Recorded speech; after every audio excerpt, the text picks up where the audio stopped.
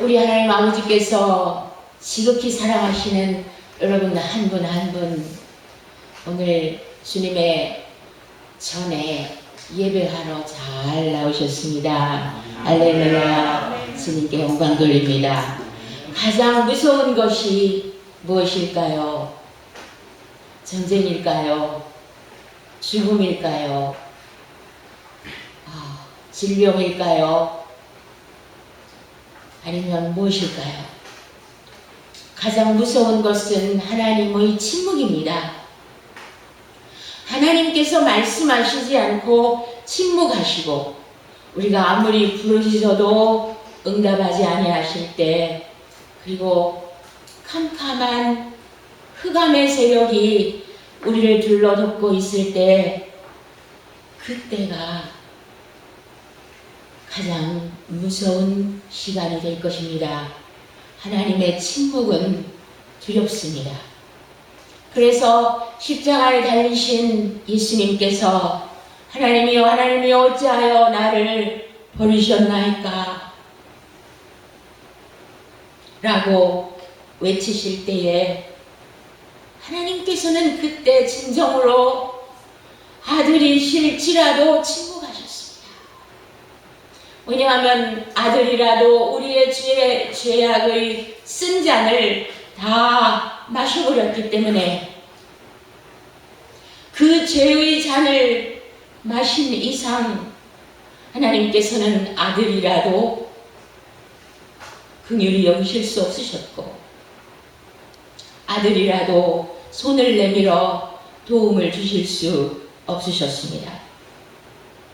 그러니 오늘날 이러한 예수 그리스도의 십자가의 대속의 은혜를 입고 우리가 용서함을 받아서 하나님께서, 지극히 높으신 하나님께서 비천한 인생과 더불어 말씀하시고 계시다면 그 말씀이 진정 감사하지 않겠습니까?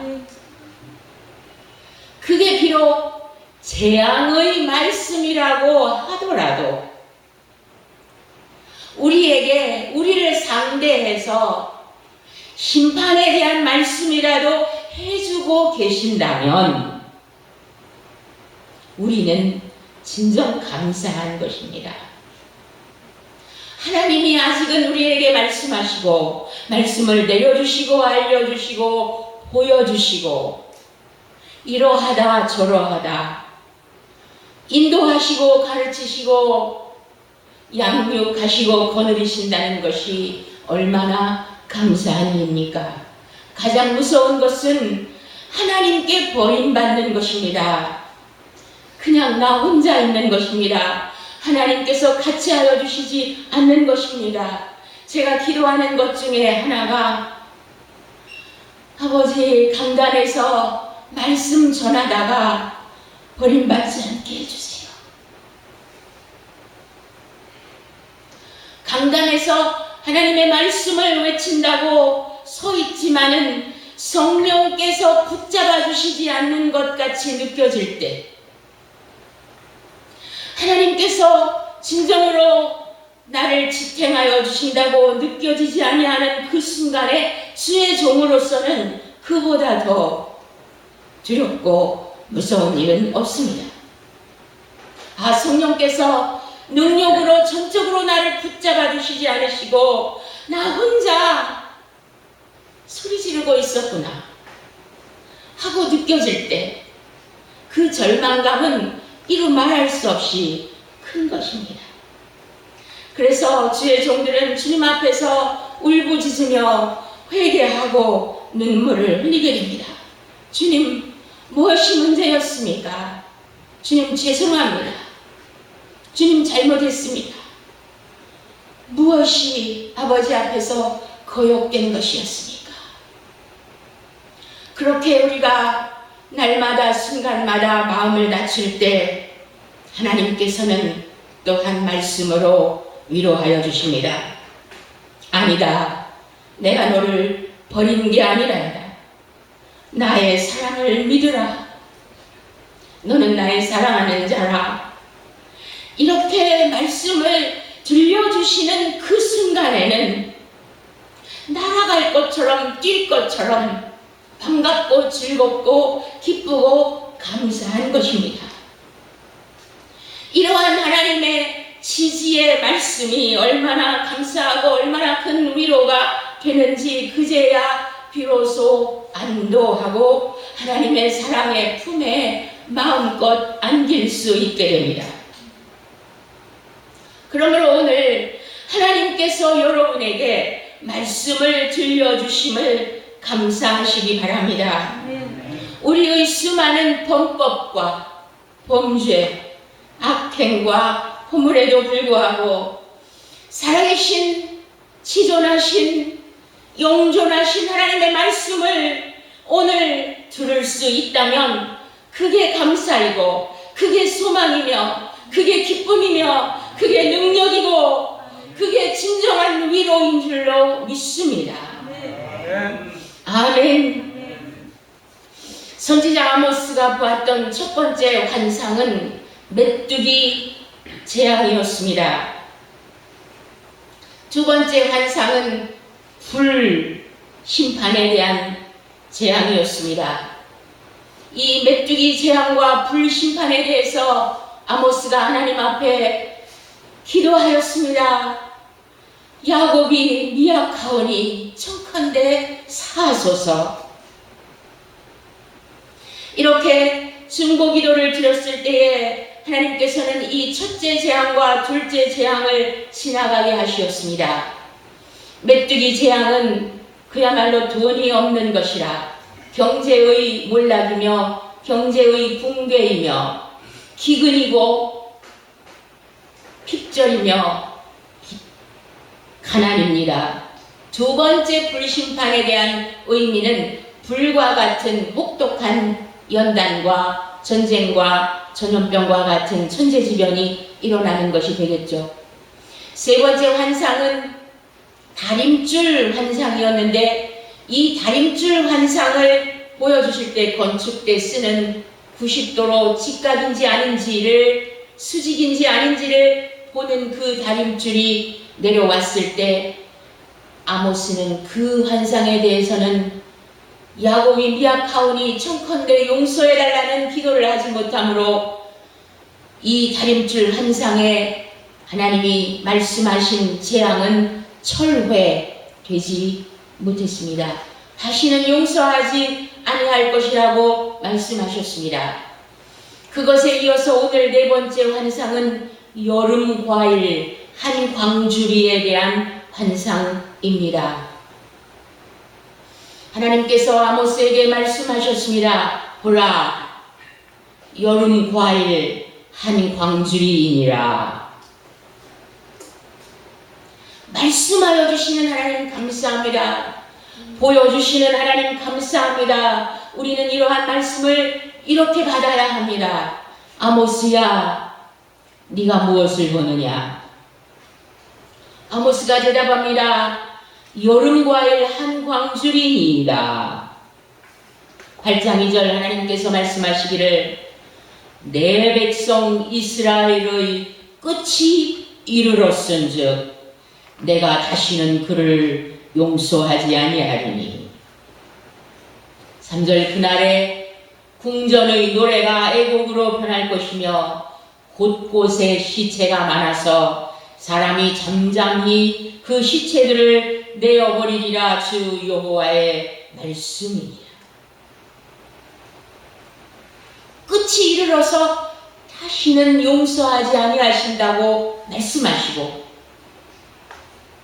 궁전의 노래도 애곡으로 바뀔 것이며 처처에 곳곳에 시체가 널려 있어서 시체가 얼마나 많은지 사람이 울지도 못하고 잠잠히 입을 봉하고 그 시체를 갖다가 내어버릴 것이다 라고 말씀하시는 이와 같은 일이 닥치는 날이 우리에게도 오지 않겠습니까?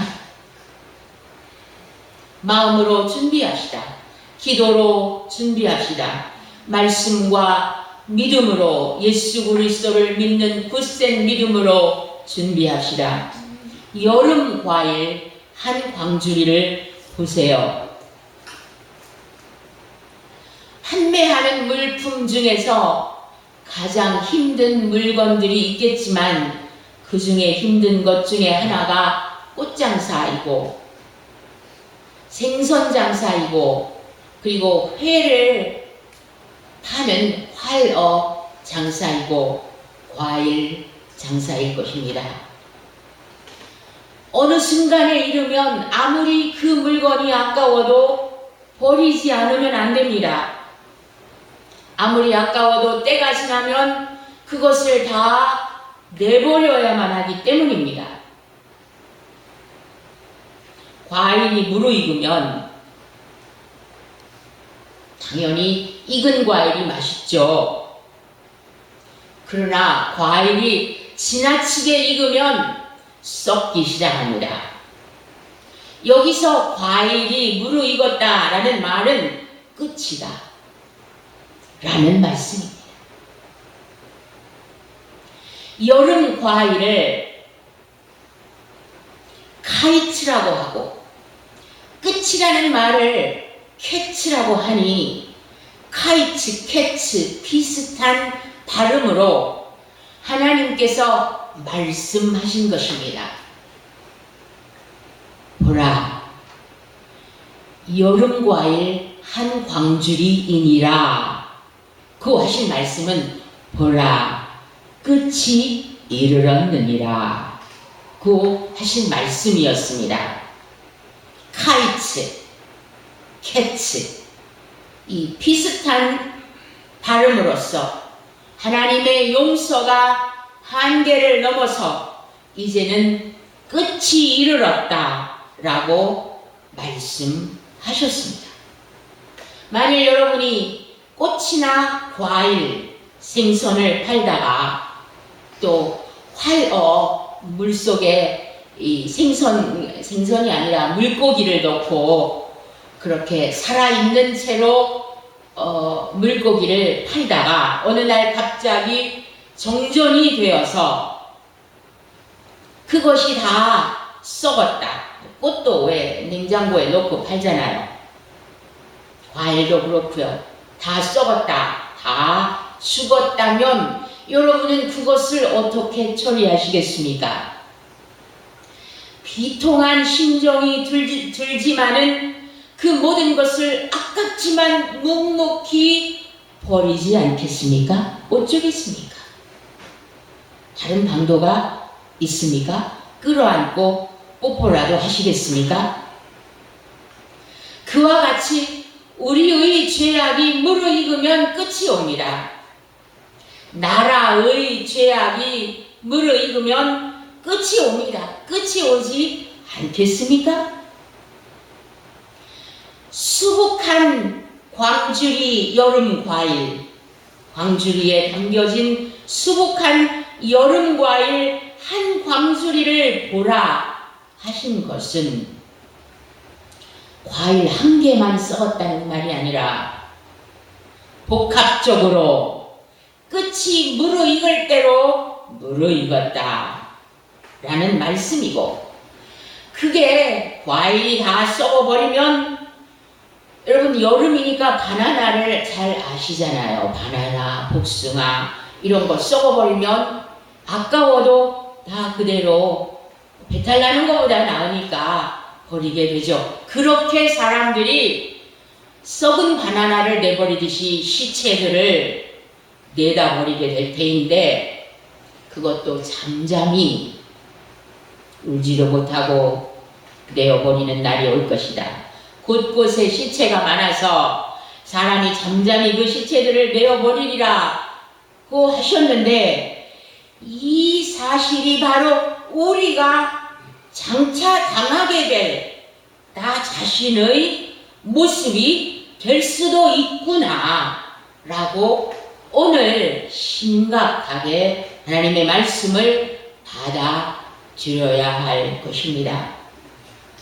가족 중에 사랑하는 한 명이 먼저 운명했다면 울고 슬퍼하며 동곡하며 장례를 하겠지만, 우리 집뿐만 아니라 집집마다 나라 전체에, 세계 전체에 곳곳에 시체가 너무 많아서 그 과일이 썩은 게 너무 많아서 어떻게 처분을 할래야 할 수 없을 정도로 쓰레기, 음식 쓰레기가 산더미처럼 쌓이는데 가져가지 아니한다면 무덤덤하게 시체를 내어버릴 수밖에 없는 날도 올 것이다.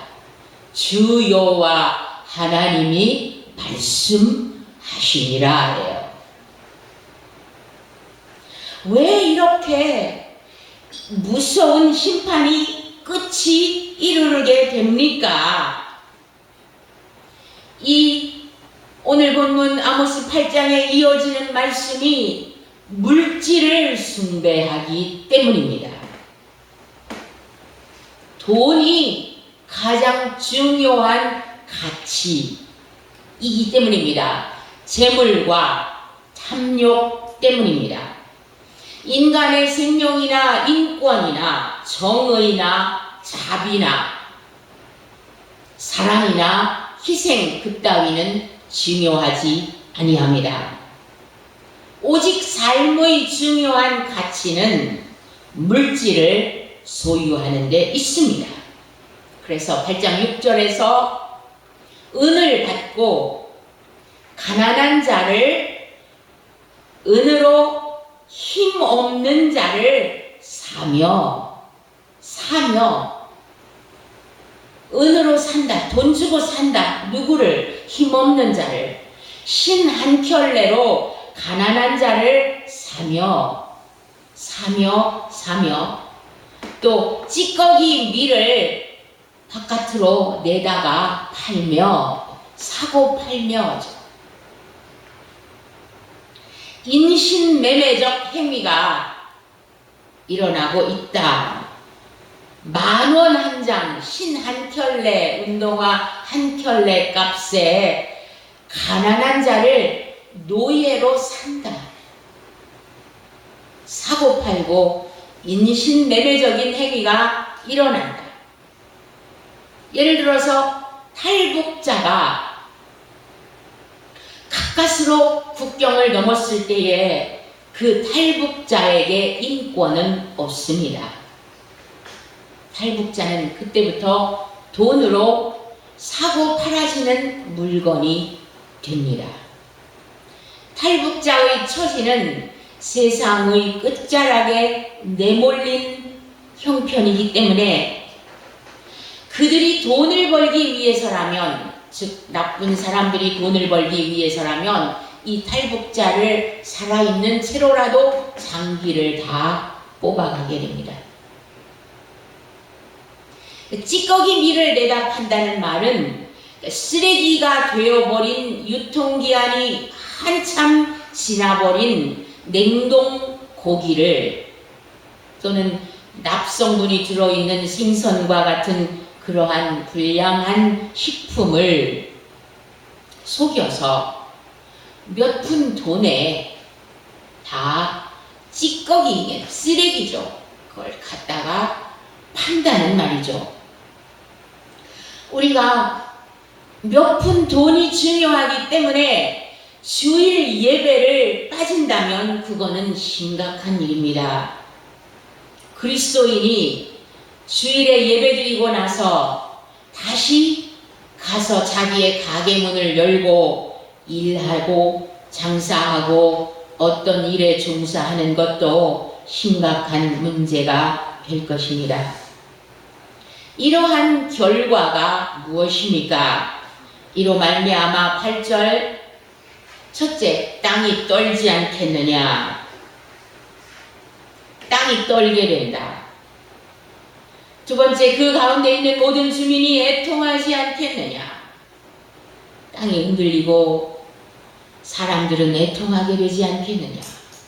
세 번째, 온 땅이 강의 넘침같이 솟아오르며 애굽강같이 뛰놀다가 낮아지리라.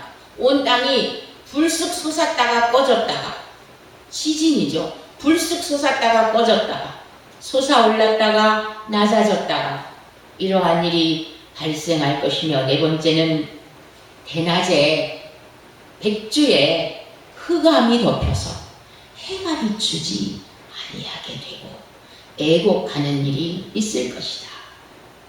다섯 번째는 하나님의 말씀이 없는, 말씀을 아무리 찾으려고 해도 말씀을 만날 수 없는 말씀 기근이 온다. 거기까지가 우리가 사고팔고의 결과가 가져올 모든 현상들이 될 것입니다. 11절 말씀입니다. 주 여호와의 말씀이니라. 보라, 날이 이를지라. 내가 기근을 땅에 보내리니 양식이 없어 죽임이 아니다. 물이 없어 갈함이 아니다. 여호와의 말씀을 듣지 못한 기갈이라. 밥도 있어요. 물도 있어요. 그러나 도무지 채워지지 아니하는 허전함과 고독함과 버림받음의 현실이 우리를 무섭게 조여오게 될 것입니다.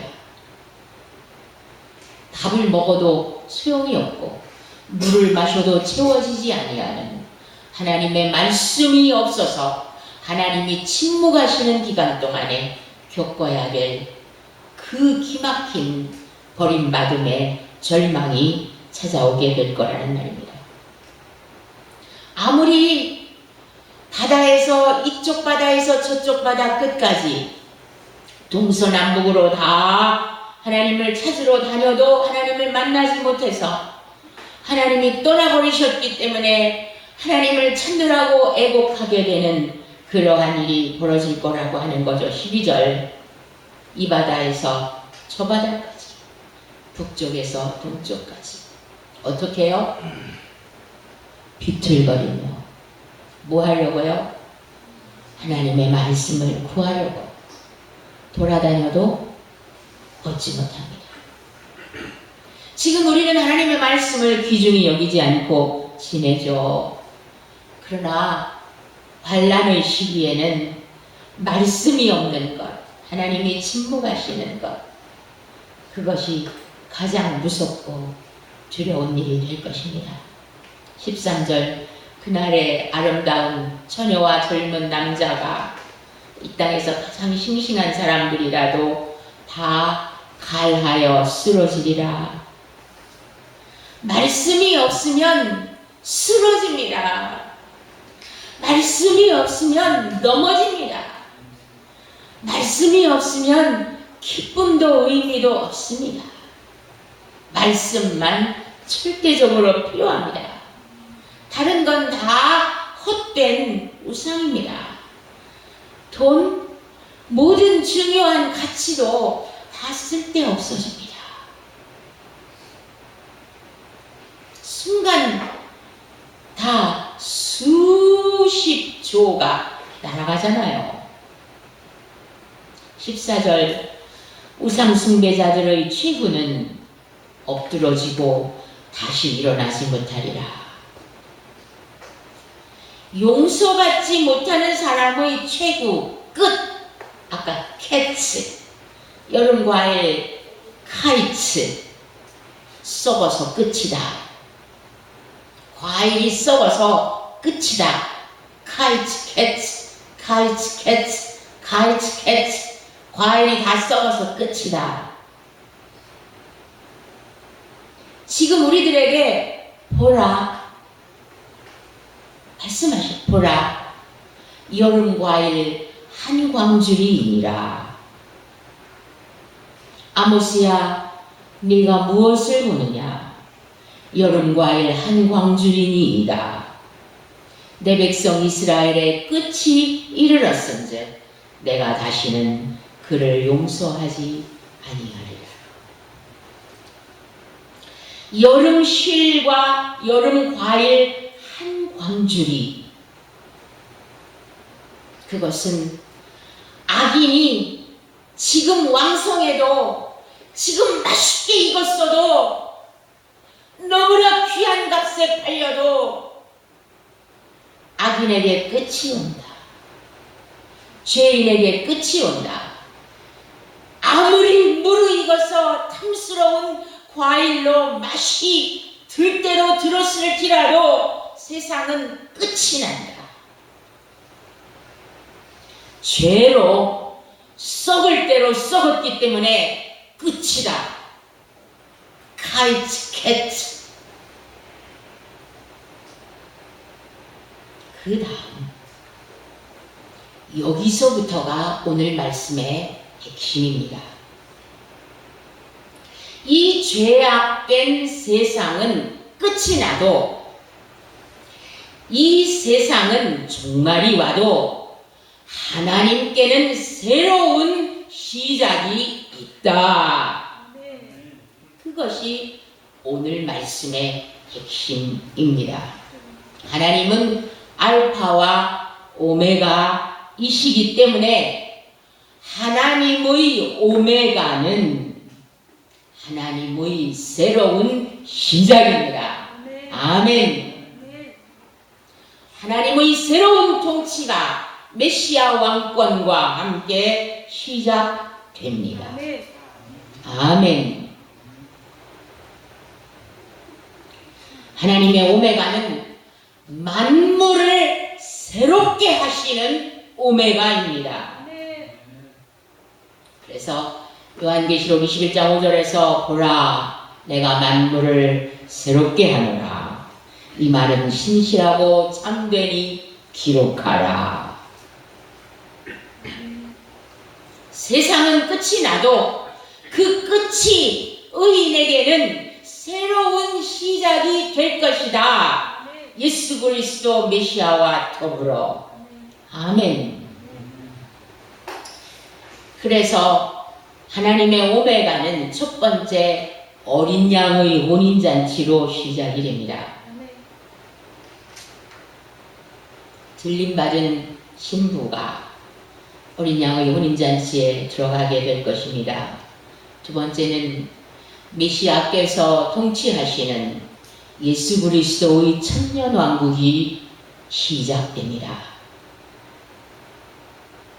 세 번째는 새 하늘과 새 땅이 창조됩니다. 그래서 하나님의 신실한 경외의 자녀들을, 승리자들을 그 새 하늘과 새 땅으로 데리고 가실 것입니다. 네 번째는 새 예루살렘 성의 영광 안으로 들어가게 될 것입니다. 이 순서에서 아모스 끝장 9장 11절에서 15절까지의 말씀은 이 두 번째 천년 왕국 이스라엘의 회복의 때입니다.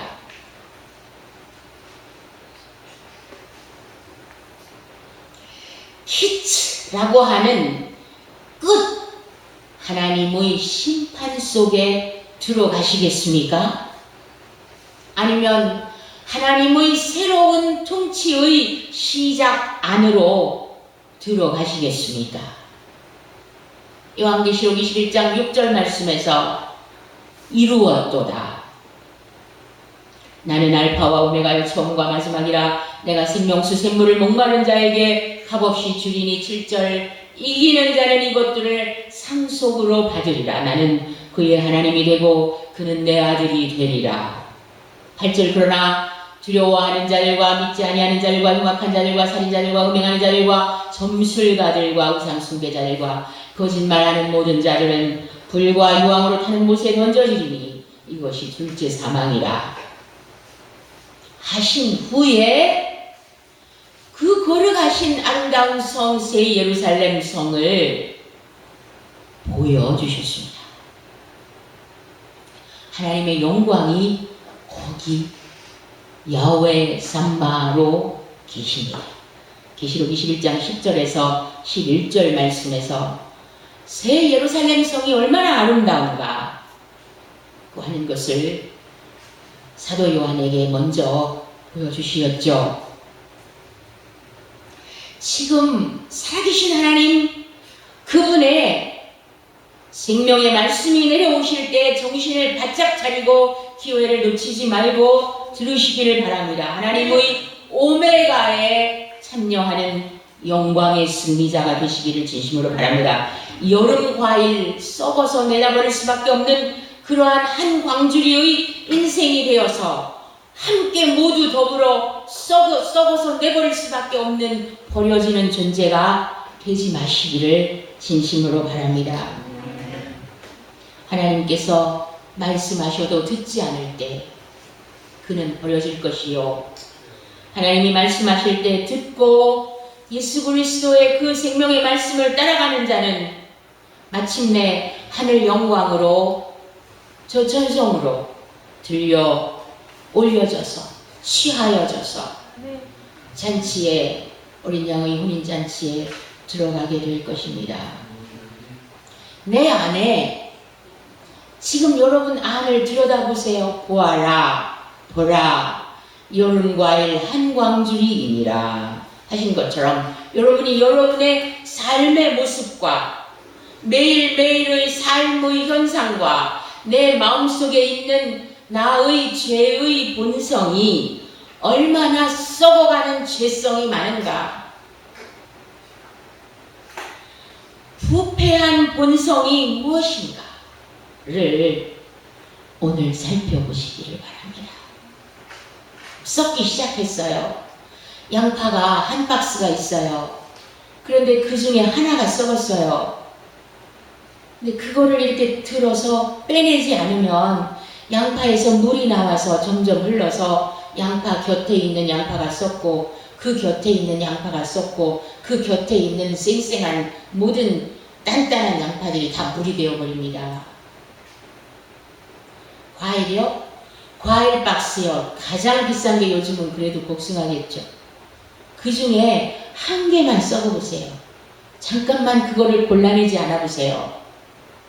그냥 다 전체 다 내버릴 수밖에 없게 됩니다.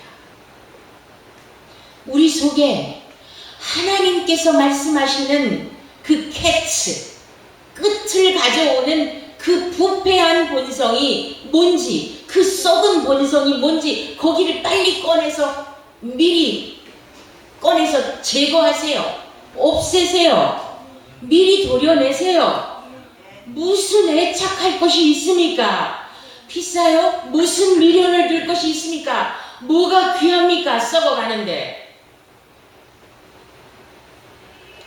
광주리채, 박스채 다 썩어버릴 텐데요. 당장 지금 우리가 버리지 않으면 안 되는 것들이 분명 있습니다. 하나님이 말씀을 들려주시지 않을 때가 가장 무섭다고 했습니다. 오늘 이 말씀은 사실은 여러분을 지극히 사랑하시기 때문에 들려주시는 말씀인 줄로 믿습니다. 할렐루야. 우리는 복받은 자입니다. 우리는 하나님의 사랑하는 자입니다. 우리는 예수 그리스도 안에서 은혜 받은 자입니다.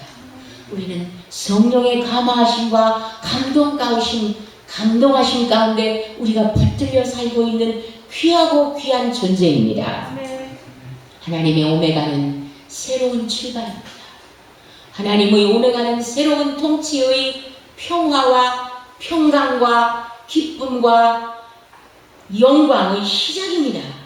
여러분 한 사람 한 사람을 그 높고 높은 존귀한 영광 가운데로 지금 부르고 계십니다.